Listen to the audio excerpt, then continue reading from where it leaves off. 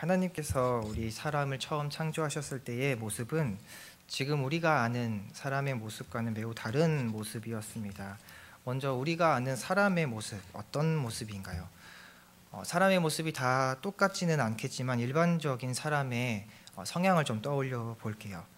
저는 사람을 떠올렸을 때에 죄인이라는 단어가 가장 먼저 떠오릅니다. 사람은 정말 죄가 끊임없이 나오죠. 죄의 제조기, 죄 공장이라고 표현해도 이상하지 않을 정도로 사람에게는 정말 죄가 가득합니다. 또 아무렇지 않게 죄를 짓고 죄가 죄인지 모르고 사는 것이 사람의 모습입니다. 또 죄인지 알아도 그것을 숨기려고 하고 드러내지 않으려고 합니다.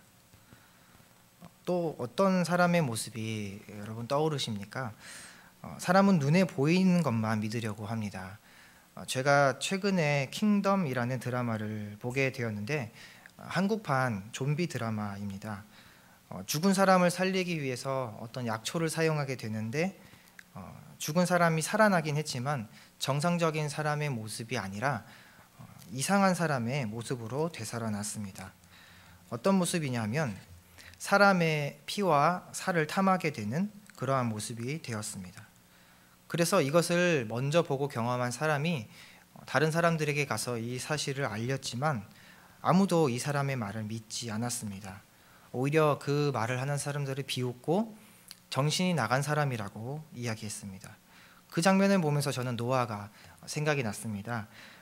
노아도 하나님의 진노와 심판에 대해 이야기를 할 때에 사람들이 저렇게 비웃고 믿지 않았겠구나. 또 예수님이 이 땅에 오셨을 때에 하나님의 아들이 이 땅에 오셨다라는 이야기를 들었을 때에 사람들이 저렇게 수군수군 거렸겠구나.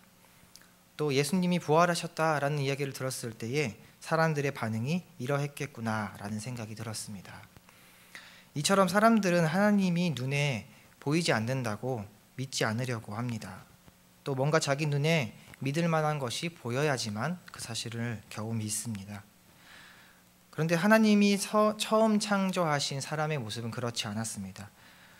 처음 사람의 모습은 영적인 모습이었습니다. 하나님의 존재를 알고 하나님을 느끼고 하나님과 교제할 수 있는 모습이었습니다. 특별히 사람은 하나님이 자기의 형상대로 지으셨고 또 영적인 존재로 창조하셨습니다. 그래서 유일하게 사람만이 하나님과 교제할 수 있고 또 하나님과 대화할 수 있고 하나님을 느낄 수 있는 존재였습니다. 그리고 죄를 알지 못했습니다. 우리는 너무 자연스럽게 죄를 짓지만 처음 사람이었던 아담과 하와는 죄가 무엇인지 몰랐기 때문에 죄를 지을 수가 없었습니다. 죄가 무엇인지도 몰랐고 죄를 짓는 것이 오히려 이상한 것이었고 그것이 당연하고 그것이 자연스러운 사람의 모습이었습니다.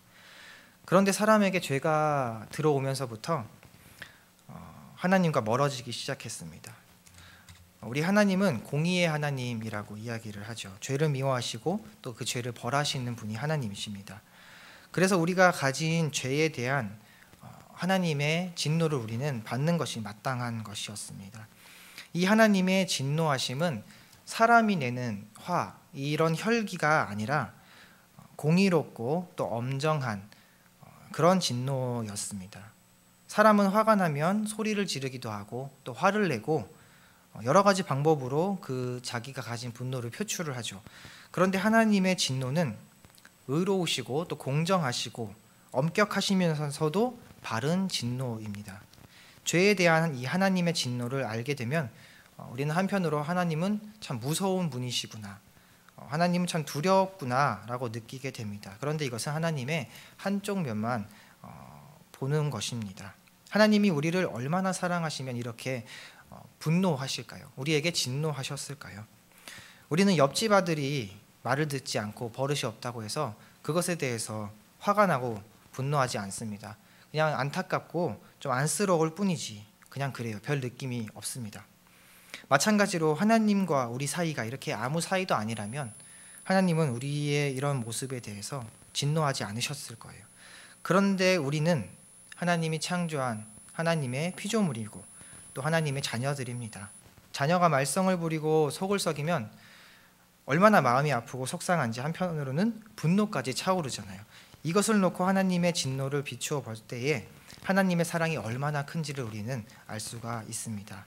그러면 하나님의 진노는 죄인들에게 실제로 어떻게 나타났을까요? 먼저 첫 번째로는 죄인들이 어두워졌습니다. 먼저 하나님 앞에서 받게 된 벌은 사람의 눈이 어두워지는 것이었어요. 성경에 삼손이 등장합니다. 이 삼손의 인생의 말미에 어떤 일이 있었는지는 우리가 다 아는 이야기입니다.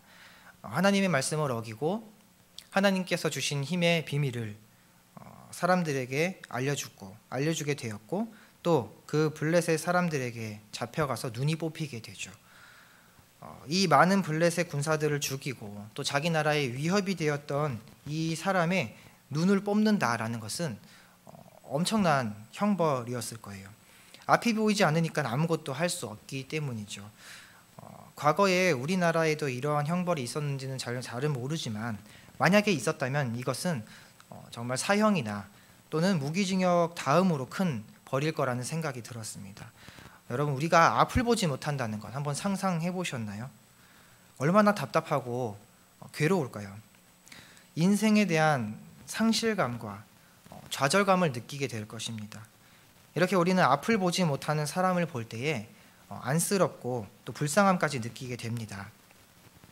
하나님이 창조하신 이 아름다운 세상을 볼 수 없다라는 것이 얼마나 불행한 것일까요? 그것은 세상을 보지 못한다라는 것은 참 큰 불행입니다. 그런데 하나님을 보지 못한다, 하나님을 알지 못한다라는 것은 세상을 보지 못하는 것과는 비교할 수 없는 큰 불행일 것입니다. 죄인들이 어두워진 것은 육신의 눈이 어두워진 것이 아니라 그 영의 눈이, 마음의 눈이 어두워진 것입니다. 하나님의 이름은 아는데, 하나님이 어떤 분이신지, 하나님이 얼마나 좋으신 분인지, 하나님이 뭘 싫어하시는지, 하나님이 우리에게 주신 은혜가 무엇인지, 이것을 하나도 알지 못한다는 것입니다. 사람의 마음의 눈이 어두워지면 이렇게 하나님을 알지 못하게 되는 것입니다. 하나님을 모르게 되니까 사람이 어떻게 되나요? 우리 21절부터 23절을 다시 한번 읽어보겠습니다. 21절부터 함께 읽겠습니다. 하나님을 알되 하나님을 영화롭게도 아니하며 감사하지도 아니하고 오히려 그 생각이 허망하여지며 미련한 마음이 어두워졌나니 스스로 지혜 있다 하나 어리석게 되어 썩어지지 아니하는 하나님의 영광을 썩어질 사람과 새와 짐승과 기어다니는 동물 모양의 우상으로 바꾸었느니라. 아멘. 자, 스스로 지혜 있다 하지만 어리석은 자가 되었다라고 합니다. 그래서 가장 중요한 것을 사람이 놓치게 됩니다. 하나님이 가장 싫어하는 것을 하게 되는 것이죠. 하나님께서 우리에게 주신 십계명에서 가장 먼저 하신 말씀이 나 외에 다른 신을 두지 말고 그것을 우상으로 새기지 말라라고 말씀하셨는데 가장 먼저 그것을 행하게 됩니다. 하나님 외에 다른 것을 섬기고 또 우상을 만들기 시작합니다. 또 썩지 않고 영원한 하나님의 영광은 잊어버리고 하나님이 창조해 놓으신 피조물, 영원하지 않은 그것을 섬기기 시작합니다.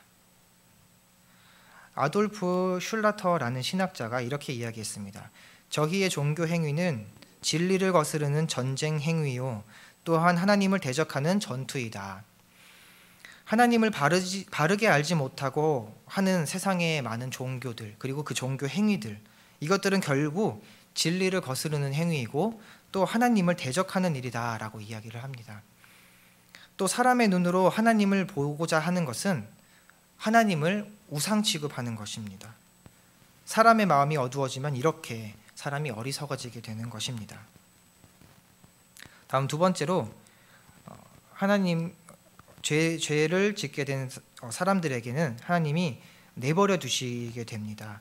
범죄한 인간에 대한 하나님의 또 한 가지 진노가 죄인들이 죄를 짓도록 내버려 두신다라는 것인데, 이것에 대해서 크로스화이데라는 사람은 이렇게 말했습니다. 죄악이 죄악을 낳았다. 그 이유는 하나님께서 그들을 내버리셨기 때문이다. 그것은 신앙 없는 세계에 나타난 하나님의 공의의 결과이다.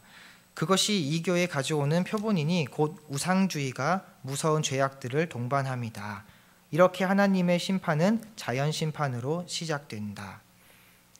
제 아들 로이가 이제 3살입니다. 그래서 혼자 할 수 있는 일들이 참 제법 많아졌습니다. 식탁 위에 있는 것도 어느 정도 자기 스스로 꺼낼 수가 있게 되었고요. 까치발을 들어서 싱크대 위에 있는 것도 이제 꺼내게 됩니다. 그리고 소파 위에도 이제 혼자 올라갑니다. 그래서 혼자 올라가서 그 위에서 막 뛰어다니고 자기가 하고 싶은 일들을 제법 혼자서 해냅니다. 그런데 제가 이런 아들을 혼자 두고 나오게 된다면 어떻게 될까요? 자기 하고 싶은 대로 만지고 싶은 것을 다 만지고 하고 싶은 것을 가고 싶은 곳을 다 가게 될 것입니다. 그러다 보면 위험한 물건에 다칠 수도 있고 또 무거운 것이 떨어져서 다칠 수도 있고 떨어져서 다칠 수도 있게 됩니다. 우리는 하나님 앞에서 이런 어린아이와 같습니다. 잠시라도 자리를 비우면 위험한 줄 모르고 만지고 또 사고를 치는 것처럼 하나님이 우리와 함께 하시지 않으면 우리는 언제든지 죄의 위험에 노출돼서 우리는 죄를 짓고 말게 됩니다. 이렇게 사람은 하나님에게서 버림받은 때부터 죄를 짓기 시작합니다.